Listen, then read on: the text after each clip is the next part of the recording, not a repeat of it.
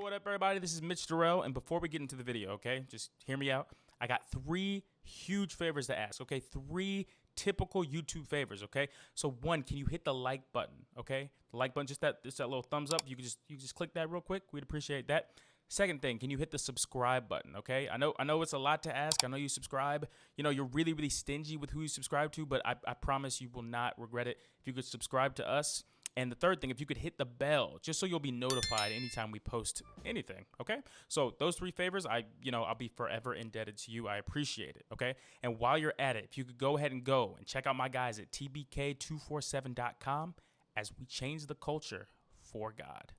Peace.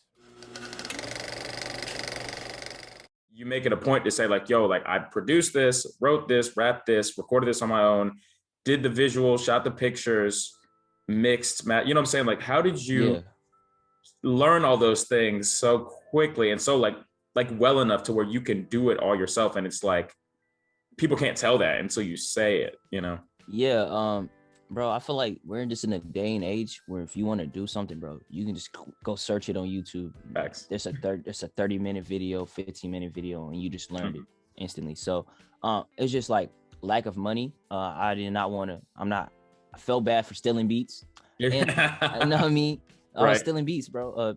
I didn't like the idea of I want to look at it as a job, like something I can live off of. So I didn't like the idea of me being reliant on somebody making a beat, and I had to get inspired by it for me to make that song. So I just didn't like the idea of that. I wanted it to be in my hands where I do stuff fast when I do it. So like if I do a song, I'm finishing that song. Yeah. So engineering, I didn't like waiting on stuff like that. I feel you. Yeah, and videos, paying somebody $1,000 or like hundreds of dollars for a video is just like, I'm trying to have a video for every song, and it just didn't sit right with me. Plus, I was doing it all on my iPhone first. Right. So people didn't know. So I feel like it's just like, what do you want? Why are you trying to do this for? That's what I look at it.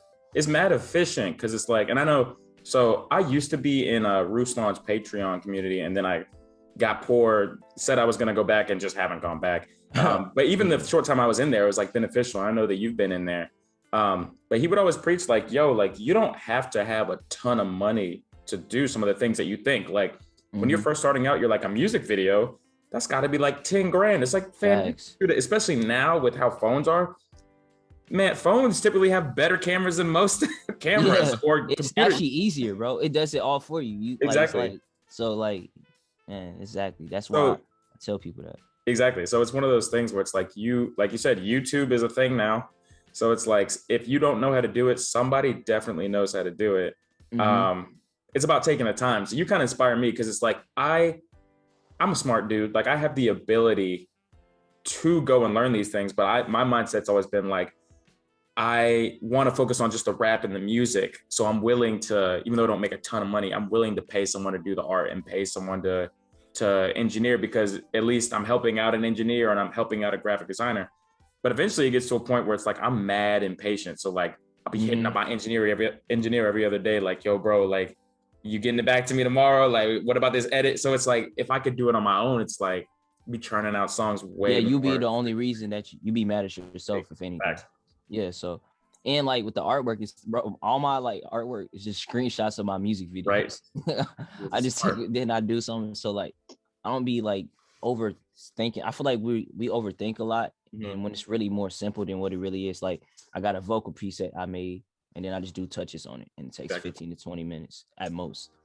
So, gosh, bro, I was actually explaining to somebody like, you and a lot of the younger, which is funny because like we're not that different in age, but it feels like we're completely different generations. Like, so you're 19, I'm 25, but it feels like I refer to y'all, like people who are under 20 and that were born in the 2000s, as a completely like different generation.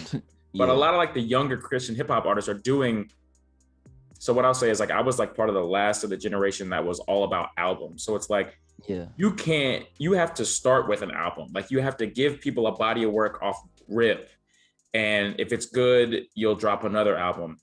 In my like 4 years of rapping, I've probably put out like 6 projects, but it's like now it's so much about singles. I was referencing you and like Raw B and other people. It's like, y'all got a song dropping at least every week, every other week, or at least once every 3 weeks or a month. and how that kind of keeps you relevant and is a much better way now in the music business, instead of like, oh, I got to drop a 15 song album that's an hour long.